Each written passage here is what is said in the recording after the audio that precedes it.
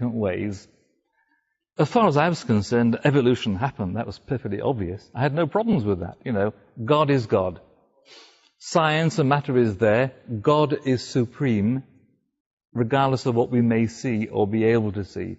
In the last analysis, it's all up to God.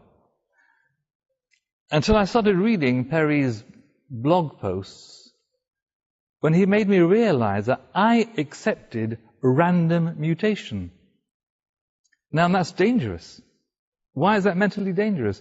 Because it is the atheist's contention that random mutation is responsible for the evolution of life that throws out God. You don't need God. Random mutation does it all. And I'd been unwittingly accepting all that. So I started reading what he's been saying, and I suddenly thought, wow. I was practicing my spoken American at that time. I thought, wow. Random isn't in there. You just cannot factor random into it at all. The main argument for throwing out God was just simply not valid. You said it, I agree with you. You cannot prove random. Random doesn't do anything that's good. And ever since I've been exchanging ideas with Perry, I've been doing researches myself. And just last week, I went to see my sister in Cambridge. She gave me a book by Simon Conway Morris, an evolutionary paleobiologist. That's right, that's what it's called. Which is about convergence in life. He's not a Christian, but he's just saying, these things cannot happen by chance. Chance cannot be factored in.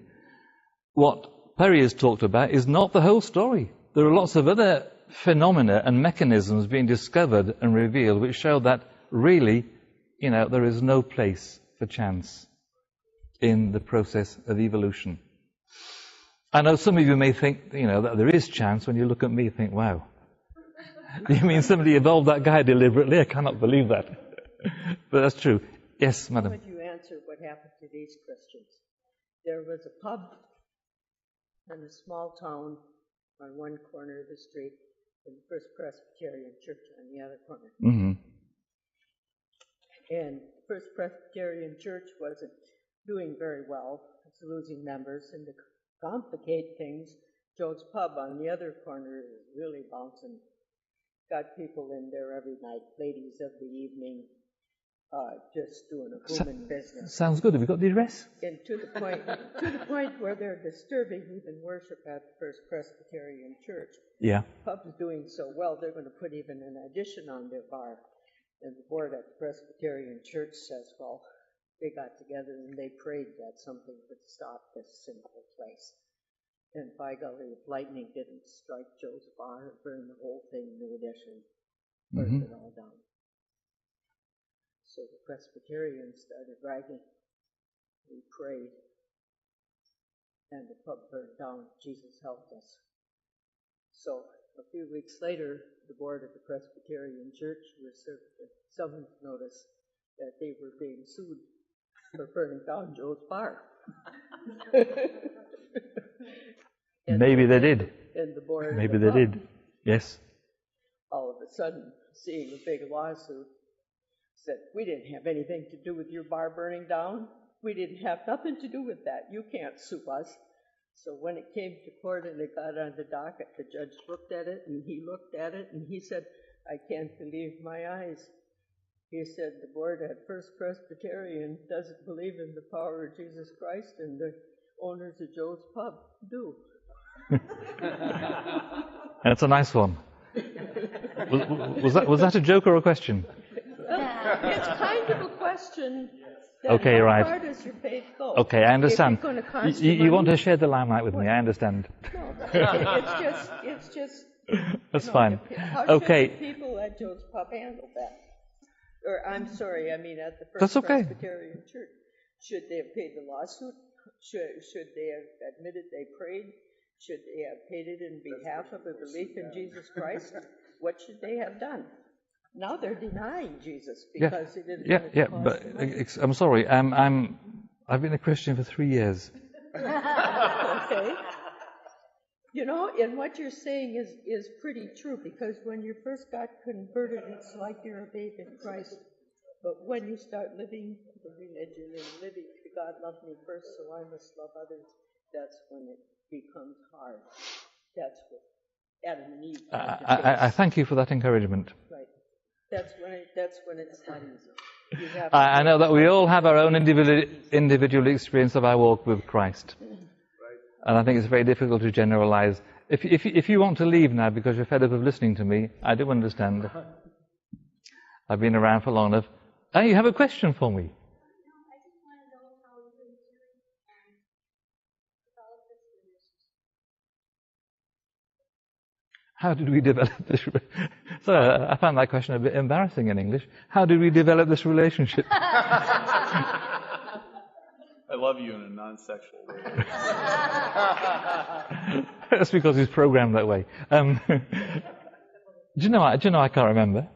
Well, it's Todd. Ah, that's right. Yes. We are a mutual friend. Yeah, referred me to Perry's site, and I sort of started reading his blog posts. I thought, wow, another crazy American.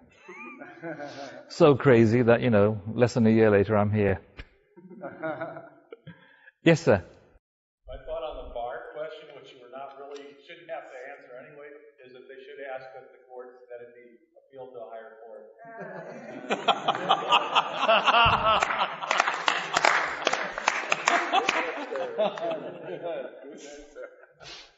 I didn't even hear him. What did he say? I didn't hear him either. It was very funny. What did you say? He was saying that the judge should have told him to appeal to a higher court. Oh, there you go. Now that's an answer. That's cool. Paul's a clever boy. Yes, madam. This is a less interesting question, maybe a very interesting to me answer. How is it that you came to live in France, and what are you doing there? You're a Welshman. That is the most original approach I've had in 2 years. You can just ask me directly for my phone number if you want.